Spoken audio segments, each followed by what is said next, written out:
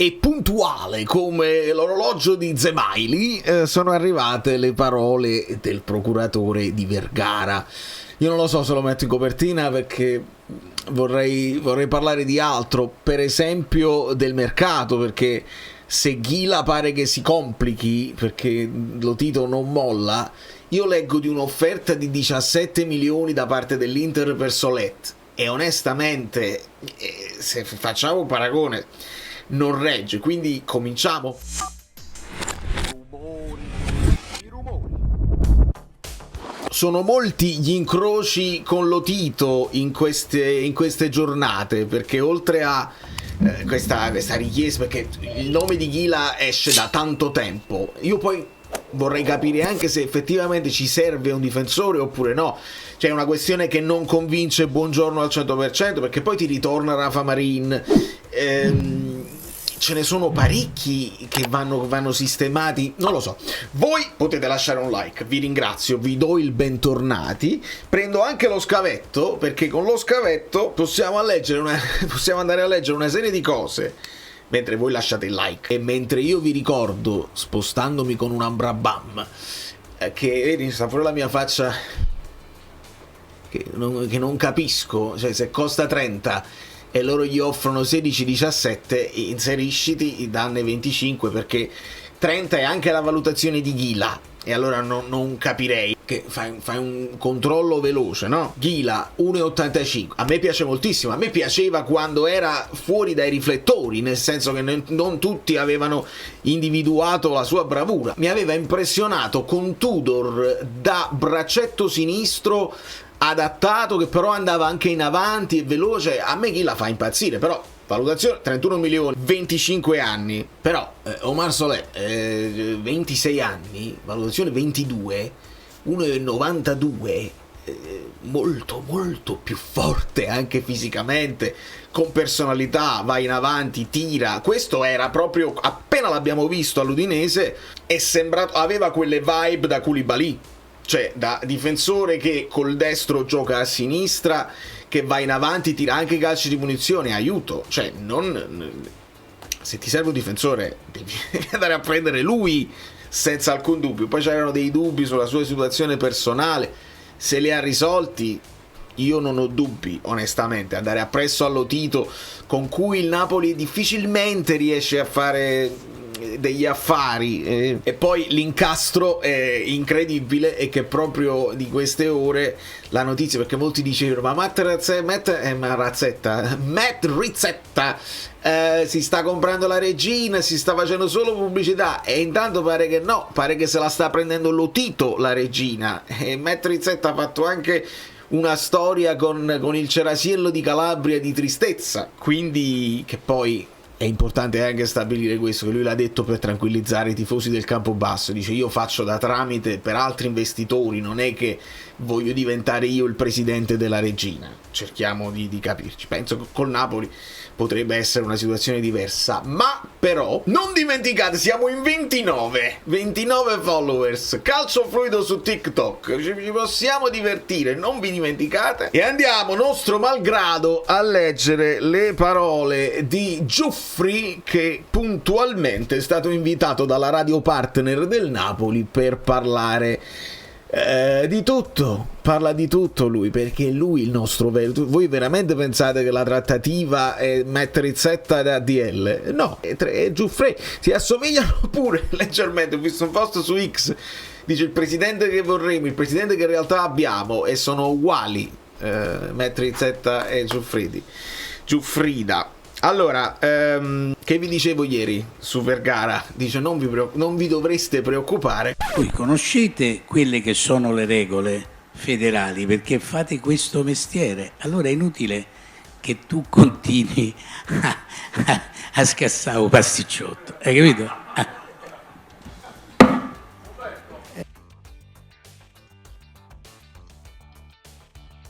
Questa è una bussata al rinnovo, è una bussata a soldi, perché l'ingaggio di Vergara effettivamente non è comparabile con quello che è il suo valore, poi non esageriamo, nel senso che non è che poi è il migliore, lui dice proprio è il migliore, il talento migliore. Ecco qua, giocatore di 23 anni alla classe più cristallina della nostra Serie A.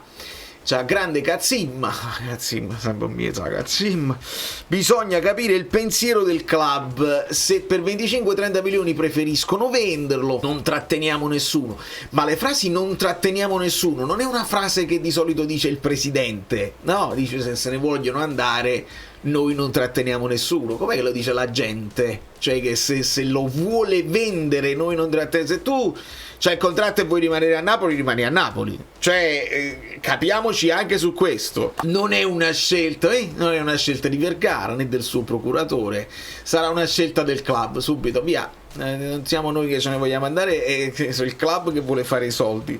Al massimo potremmo chiedere di discutere il contratto. Eccolo qua. E io due numeri non indovino. E quello è.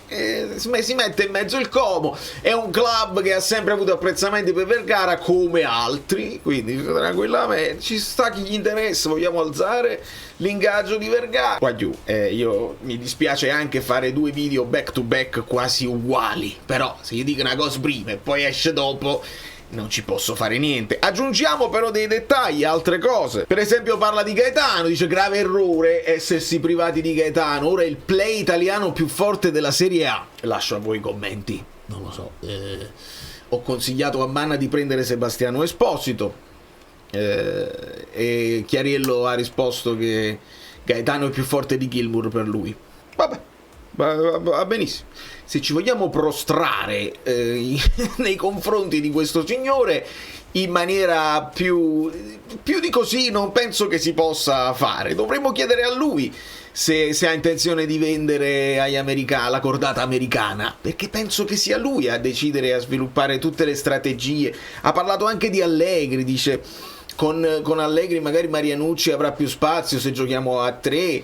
Se fossi stato io il DS l'avrei preso, la Piadis praticamente. Vabbè, nelle prossime ore ci faremo una chiacchierata col Napoli per far restare a vita il capitano Di Lorenzo. Ve lo ricordate quando il capitano Di Lorenzo doveva andare alla Juventus, erano impuntati tutti quanti, se ne va, non se ne va, va bene. E poi torna il nome di Juanlu Sanchez Resiste Dodò, sempre perché dovrebbe esserci un sostituto per Di Lorenzo anche quest'anno e chissà se arriverà. Questo è il problema di Ghila, è muro altissimo, il giocatore vorrebbe giocare la Champions, discorso ancora in piedi. Penso che questo sia anche un problema di un Romagnoli che era in uscita. Allora come fa la Lazio veramente a liberarsi di tutti i giocatori? A Gattuso chi gli dai da allenare? E quindi si trovano in difficoltà e spesso Tito si è anche impuntato a costo di perderli a 0 i giocatori. E quindi se questo fosse vero e se veramente stiamo cercando un difensore, io mi sposterei dalla Lazio all'Udinese prima che avvenga l'irreparabile, perché l'Inter sicuramente ha bisogno di un difensore e quelle sono i profili. Poi c'è il discorso di Palestra, se non vogliono spendere quello che l'Atalanta deve capire, la famosa storia che era anche Lucco, ma ne capirà. E poi una serie di puttanate. Scusate, non è nel mio stile. No, nel senso che se Di Marzio dice Allegri ha sempre avuto un rapporto con Lukaku, vabbè, il feeling va bene, anche a distanza lo voleva la Juve, ce lo ricordiamo sta storia. Però quando dice è rimasto colpito da queste prime amichevoli, dalla condizione fisica, è rimasto colpito, ha fatto mezzo minuto, dalla condizione fisica di Lukaku, immagino che vorrà vederlo al suo rientro dal mondiale o comunque seguirlo durante il mondiale per poi parlare con il giocatore e prendere una decisione definitiva per quanto riguarda il futuro, con chiaramente ancora in bilico. Lukaku Højlund insieme, perché l'uno non esclude l'altro, si potrebbero anche alternare, sarebbe bello poterli alternare, un Lukaku che sai che non ti può fare tutto un campionato da titolare inamovibile. Højlund ha dimostrato di poterlo fare e anche di poter andare in difficoltà se fai troppe partite consecutive. Mi viene l'idea che con delle punte serie e non adattando un Leao, un Pulisic, non ti è piaciuto Gimenez, lo stesso Füllkrug non era all'altezza, tutta una serie di difficoltà che Allegri ha trovato col Milan, magari con delle punte serie si può anche sviluppare questo 352 che dobbiamo accettare, però non lo so, mi sembra che si dicono cose giusto per dirle, per darci in pasto qualcosa da cliccare e da commentare o da rifiutare, perché siamo ancora in bilico e proprio oggi l'Atalanta ha esonerato ufficialmente Palladino e qualcuno si sta abboccando all'idea che possa saltare alle ma non saltano. Nel finale io vi volevo leggere i commenti i commenti di tutta X, compresi quelli più violenti, quelli più sarcastici, quelli più volgari, i commenti alla foto famosa di De Laurentiis sulla prima pietra. Voi non avete idea, se avete tempo andateveli a leggere, io non farò i nomi ovviamente. Ma era tutto un ci fatto, sei un grande, questa volta alzo le mani, tutti complimenti. Ma è veramente interessante da leggere, specialmente da parte di quelli che lo attaccavano in continuazione. È fortissima come cosa. E poi io devo segnalare, perché non sono un giornalista e thank God I'm not, perché non mi voglio, veramente la categoria mi delude ogni giorno di più. E sta girando sto video di Bielsa che si lamenta di una serie di cose, lo fa nella sua lingua, ci sono delle traduzioni anche in arabo e riportano le parole come se fossero le parole dette adesso sul mondiale. Tutti si lamentano di strutture, gli aeroporti, perché si sta parlando di una serie di cose anche scabrose, l'arbitro somalo rispedito indietro, veramente una situazione brutta. Ma queste parole Bielsa le disse nel 2024. Allora se noi non riusciamo, sta proprio, c'è scritto nel video che sta girando, c'è proprio scritto 2024. Allora se non riusciamo nemmeno a guardare le cose che riportiamo, e non serve nemmeno fare una ricerca, basta aprire gli occhi, c'è approssimazione. C'è approssimazione avvilente da parte della categoria che dovrebbe essere il punto di riferimento dei tifosi per parlare di calcio, per sapere di notizie, per poterle commentare.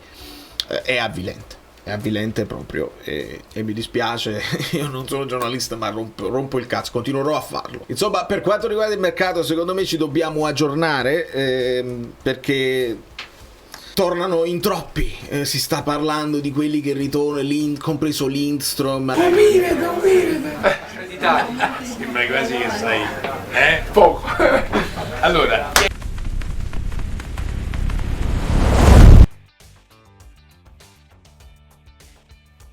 Allegri dovrà, la solita frase, no? Li dovrà valutare in ritiro per poi decidere se venderli o no.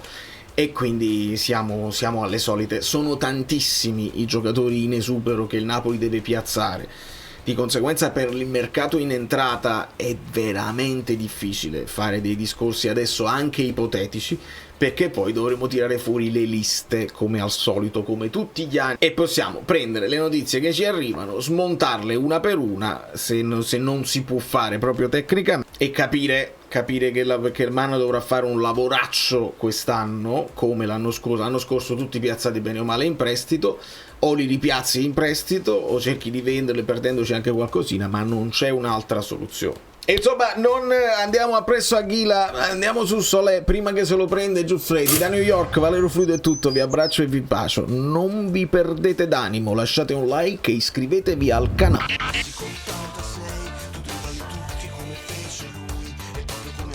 Life is life e tu interrendi, sospendi e riprendi sopra.